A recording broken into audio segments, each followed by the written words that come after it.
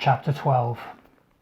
It had only taken 20 minutes to transport Vincent and Francis to the park where he had left them, but 40 minutes, after having assured Francis he would go back and spin an assortment of lies to the guests, he was in trouble.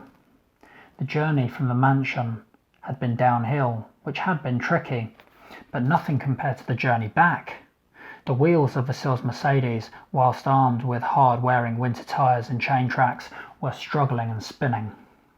"Four-wheel drive nonsense," muttered Vasil, as he tried to withstand the temptation to stop the car, get out and kick it. He knew the best thing to do was to slip it into a higher gear and reduce the revs, but this course of action would go against human nature and natural frustration at being thwarted by snow. Approaching the opening in the pine forest from where they had made their escape just over an hour ago, Vasil's thoughts turned to what he would say to all the guests at his birthday party about where Francis and Melissa had disappeared to. As he turned off the main road, the thickness of the fresh snow that had fallen became apparent. The Mercedes was able to cut through about 10 metres of the powder, but the gradient of the path and the depth soon overwhelmed Vasil, and the car would go no further. Trying to slip back out of the entrance, Vasil realised that he had beached his car and it was now stuck. Attempting to open the door, he had to lean his weight against it in order to make an opening large enough for him to get out. Turning off the engine and grabbing his gloves from the passenger seat where he had left them, Vasil slowly manoeuvred his way out of the car and closed the door quietly. Clipping the central locking closed, he began the long walk up the path and back to the house. Each footstep was taking its toll. The snow was above knee deep, and Vasil hadn't had this kind of exercise in quite a long while.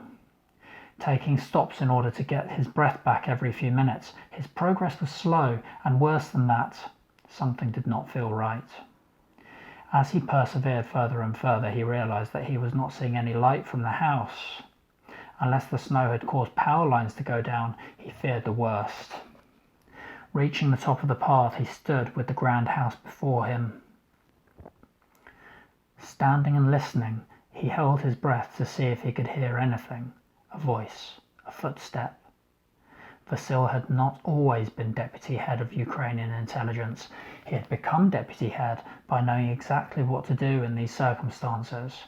But whilst his instincts shouted for him to get as far away from the house as possible, he couldn't resist.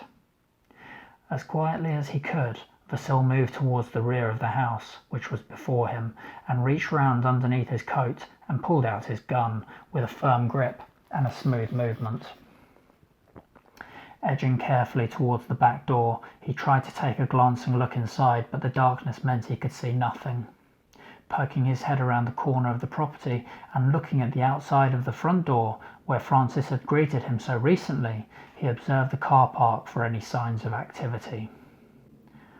Vasil could not see a single set of recent footsteps, and although the snow was still falling, he sensed that whatever had happened here had happened just after Francis, Vincent and he had left the house.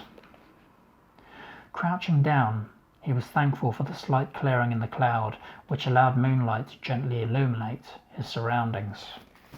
Moving closer to the front door, his heart sank as he saw that it was ajar a few centimetres. Placing his fingers gently upon the heavy wooden door, he pushed. Slowly it opened, and the darkness in the house was blinding.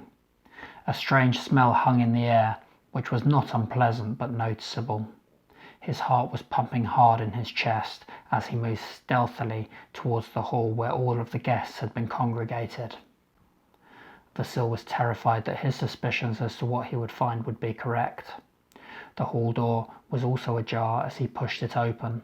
The silence in the house betrayed a faint creak as the sturdy wooden door swung gently open.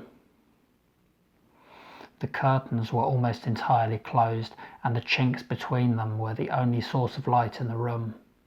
Thin slivers of moonlight penetrated the majestic hall and outlined a scene of terror on the floor, as Vasil stood and witnessed a room full of corpses scattering the fine carpet. Stumbling back a couple of steps, he was shocked at the sight, and a feeling of revulsion washed over him, causing him to shudder from his head to his freezing feet. Moving forward once again, he stepped further into the hall.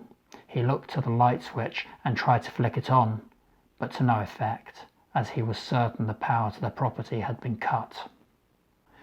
Kneeling down and turning over the body of the nearest victim, he removed his gloves and put them to one side. Running his hands up and down the body of the lady laying before him, he felt no injuries which would suggest that she had been killed by a bullet or any other kind of wound. After further inspection, he had found no evidence of trauma or injury to the victim and got to his feet standing silently. He had seen photos of scenes such as the one before him previously, however he had never had the bad fortune to stand in the midst of such a scene. The toxic gas which had been released into the house had been fast-acting and fatal. Fortunately for Vasil, such gas remains toxic for a very short period of time after the flow is discontinued, and as such he could rest assured that his fate would not be the same as the poor people who had simply come for an evening of enjoyment and to celebrate with him.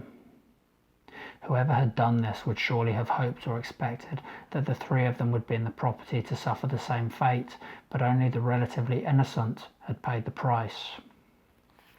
Stepping carefully over the bodies of people who had been toasting his birthday only hours before, he opened the curtains.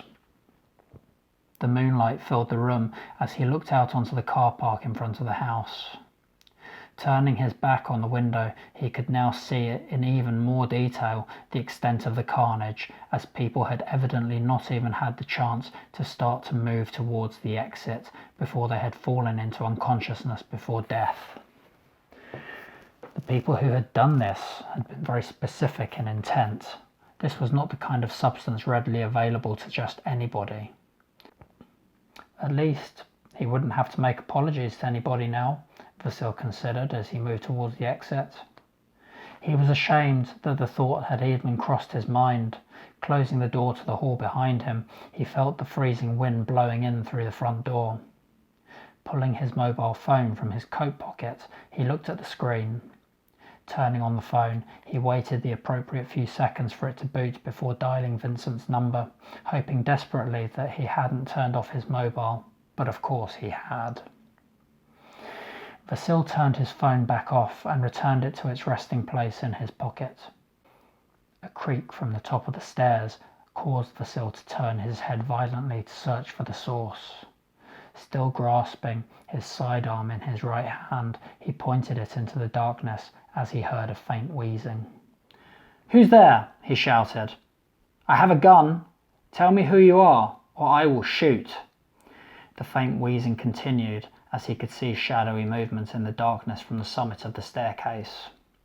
"Help me, please," a female whisper from the top of the stairs pleaded, followed by several coughs. "What is your name?" shouted Vasil, with his weapon still trained on the shrouded woman. "It's me, Melissa. Please, Vasil, help me." Immediately lowering his gun, Vasil strode up the stairs, two at a time, and crouched down next to Ambassador Sunderland's wife. "What are you doing here? Francis told me that you left, that you went back to the embassy to be safe with your children. Where are they?" he questioned. "They are safe," she spluttered. "I drove back here as soon as I left them at the embassy. I didn't want to leave Francis alone. Why is it dark? Where is everybody?" "I'm so sorry, Melissa. They're all dead. Your house has been attacked, and you may have been partially exposed to the gas, which I think killed all of the guests." "Francis! What about Francis?" she blurted. "He's fine. He wasn't here when it happened," Vasil responded reassuringly. "I don't know. I don't remember. The last thing I remember is leaving the embassy to come back here. I must have gone upstairs to look for Francis when it happened." Melissa's breathing had become heavier and faster since hearing the news of the guests. Picking her up from the floor, Vasil carried her with his arm over his shoulder down the stairs and out of the front door. She was barely able to walk, resting heavily on his support. Once outside and sitting on the step in front of the door, Vasil could see that she was extremely pale. Still wearing her boots and outdoor clothes, she sat hugging her knees in the fetal position. Strands of her long blonde hair were covering her face as she sat shivering in the cold, looking straight ahead. She wasn't paying attention to Vasil, but instead her eyes seemed to dart from object to object in the distance. "You're very lucky to be alive. Perhaps the gas was not of high enough concentration upstairs," he said as she shivered and shook. "Lucky?" she exclaimed inquisitively, looking up at Vasil. Hi, my name's Antony Botting, and I'm the author of the Pebble in the Dark trilogy. If you'd like to hear more of this story, please subscribe to this channel and ring the bell below. See you next time.